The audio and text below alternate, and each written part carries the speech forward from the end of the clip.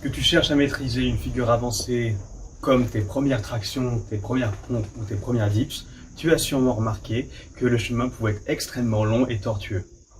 Comment garder sa motivation lorsque ta réussite et tes convictions à cette dernière demeurent incertaines? C'est ce qu'on va voir dans cette vidéo.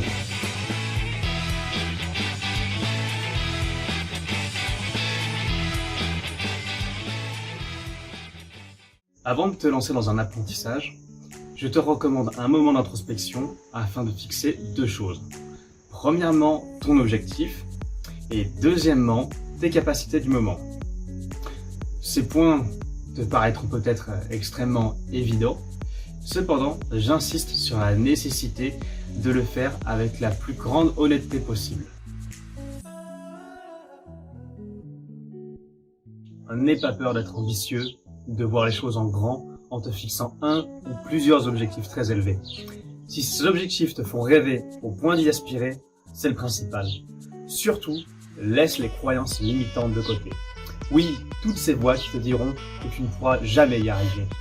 Les rêves sont une source d'énergie très importante, ne les mets surtout pas de côté. Maintenant, quelques questions qui te permettront de bien construire ton objectif. Premièrement, quel est vraiment ton rêve? Quel est vraiment ton objectif? Deuxième question, est-ce l'expression sincère de ton rêve ou est-ce que tu te limites dans la construction de cet objectif? Troisièmement, qu'est-ce que tu ressens lorsque tu y penses?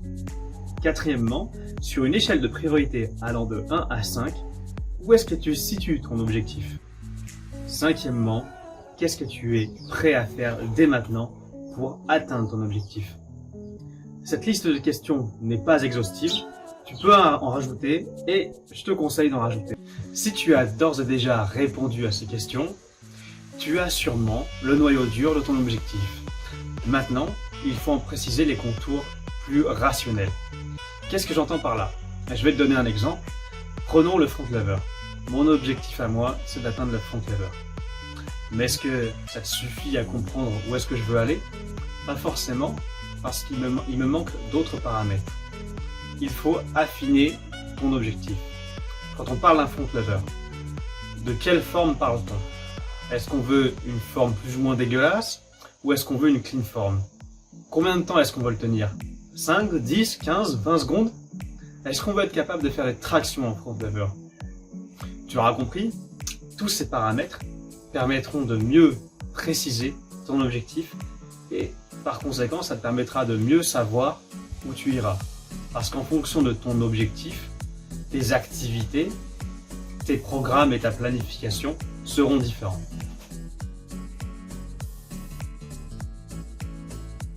Tu l'auras peut-être remarqué, mais nous autres êtres humains avons la fâcheuse tendance à minimiser, consciemment ou inconsciemment, le chemin qui nous reste à parcourir pour atteindre notre objectif. Sauf que si tu as décidé d'atteindre la stratosphère, il va te falloir un petit peu de temps, un peu de patience et beaucoup d'entraînement. Commence par te forger un mindset adéquat, un mental enclin au changement, à la persévérance et au travail. Renonce au plaisir immédiat. Voici maintenant quelques questions qui te permettront de bien fixer ton point de départ. Premièrement, quel est l'état de tes connaissances en la matière? Deuxièmement, quel est le degré de fiabilité de tes connaissances?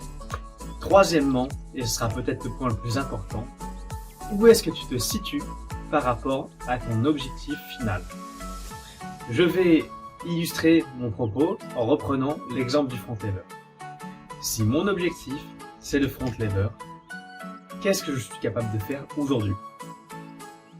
Est-ce que, au regard d'un front lever en full et clean form, je me situe à la première tuck, à l'advanced tuck, à la straddle? Est-ce que je suis capable d'avoir un début de front lever mais avec une forme dégueulasse?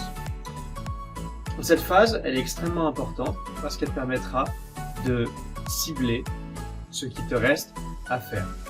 Tu vas peut-être remarquer que ton manque de connaissances va t'empêcher de fixer avec précision ton point de départ. Est-ce que cela doit t'empêcher pour autant d'agir? Absolument pas. Il existe un grand nombre de ressources numériques dédiées à la calisthénie sur Internet, disponibles en libre accès bien évidemment. Libre à toi d'aller les chercher et de te les approprier. Le plus important, c'est de s'y mettre.